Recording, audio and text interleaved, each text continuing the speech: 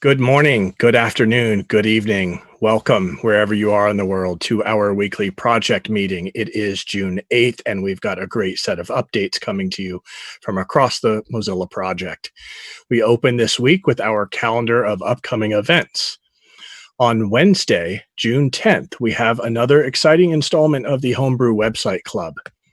The Homebrew Website Club is a growing worldwide network of online weekly meetups for everyone to take back the experience from social media silos and own online identities, content, and interactions.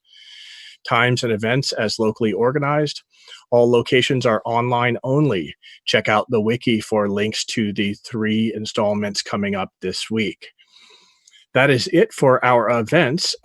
We have, as usual, listed in the wiki page, upcoming events and tickets that are beyond 1 week. So check out the wiki for any information about later upcoming events. And with that, we move directly to our speakers section, where we open this week with Jared Wine of Team Firefox with the weekly Firefox Up. Jared?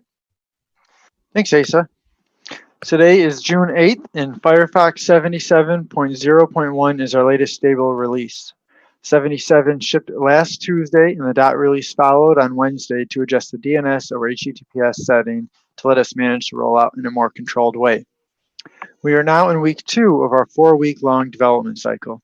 Firefox 78 is in the beta channel and shipped to our stable release audience on June 30th. During the first week of Beta 78, we saw about 30 bugs uplifted to the beta branch, including fixes for our missing French spell checker, reader mode fetching the wrong pages, and a Mac printing bug that caused all pages rather than selected pages to be printed. Firefox 79 is in the nightly channel, and over the last week, it has seen almost 400 bug fixes, including these notable changes. The new certificate viewer now supports dark mode better, and the old certificate viewer has been removed. The DevTools responsive design mode now supports mobile gestures. When a user opts to open a PDF in the default Windows PDF viewer, we now call that viewer in app mode.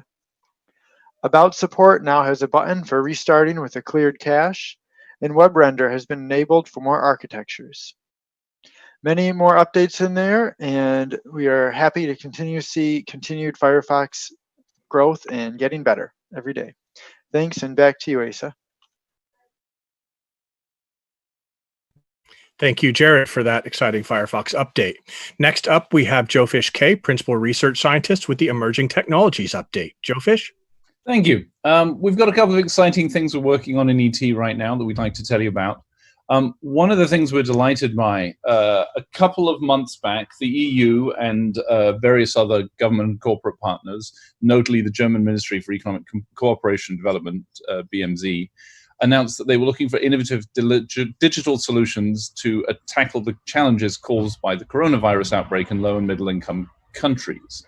There were 10 winners picked out of over 1,000 entries, including Mbeza, an AI-based COVID-19 chatbot, which will provide COVID-19 information in plain language on any phone at any time. Mbeza is part of the work of Digital Uganda, a startup in Rwanda that has been working with us as part of our Common Voice and Deep Speech community. And using the award funding, Digital Uganda will be able to develop speech recognition for underrepresented languages like Kinyarwanda and Swahili, as well as overall contributing to the impact of Common Voice and our voice work in general. The second thing is something that my team has been working on recently, and I wanted to give a little bit more light towards. And that's that we've been exploring voice assistants for a while. And some of you might know the work we've been doing with Firefox Voice Beta on desktop.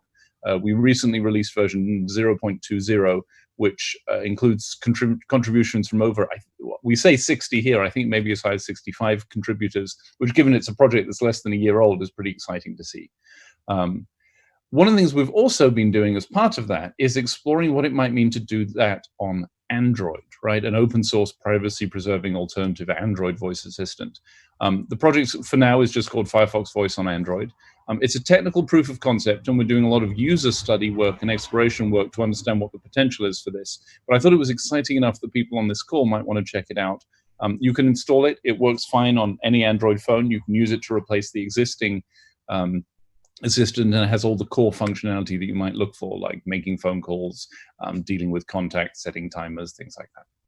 And the third thing I want to mention is the ET speaker series. So we regularly host a series of timely and topical speakers. We try and do about one a month. And we generally put those out there on our public YouTube channel, which is linked. We were most delighted to get Ricardo Beza Yates recently. He's a very respected information retrieval researcher, and it was pretty exciting to have him talk about bias on the web. It's a topic that obviously we're very concerned with at Mozilla.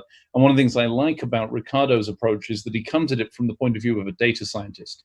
A lot of the work on bias comes from people who are starting from a diversity and inclusion angle, which is very important. But to have someone who is treating this as a data science problem, and therefore something that can be and needs to be addressed by data scientists, is, I think, really important. So it's pretty exciting. His talk is very, very clear, very coherent. I think you'll learn a lot from it, and I recommend it highly. That's it from ET this week. Thank you very much for your time. Over to you, Ace. Thank you, Joe. Looking forward to that series installment. Also very excited about a privacy-preserving open source voice tool for Android. Next up, we have James coming to us with the weekly IT Minute.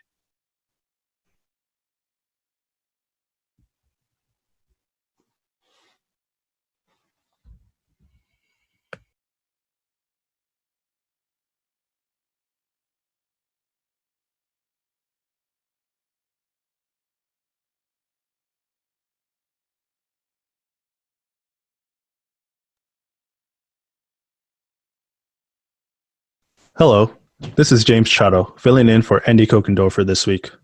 Let's jump right in.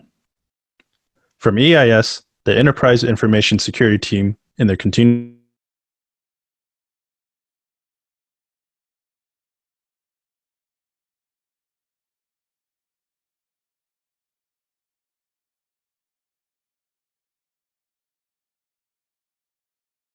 communication process when an incident or event has been detected.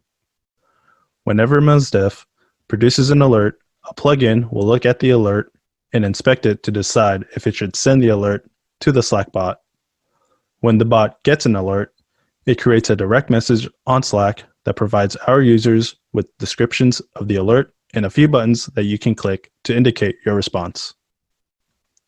When you respond with, "No, I didn't do that," EIS will take action and investigate the issue. Your participation will help advance security at Mozilla.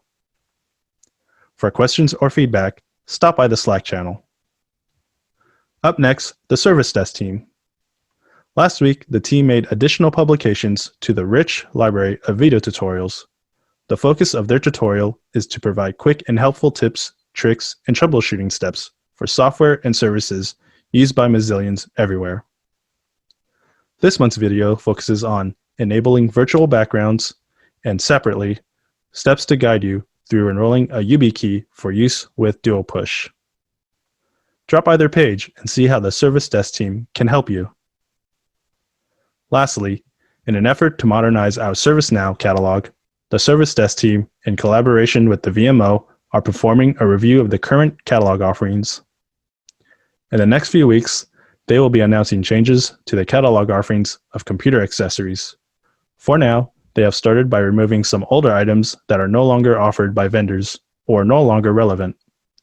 You can see all the catalog changes here. More information in the next few weeks. Stop by their homepage or Slack channel with questions.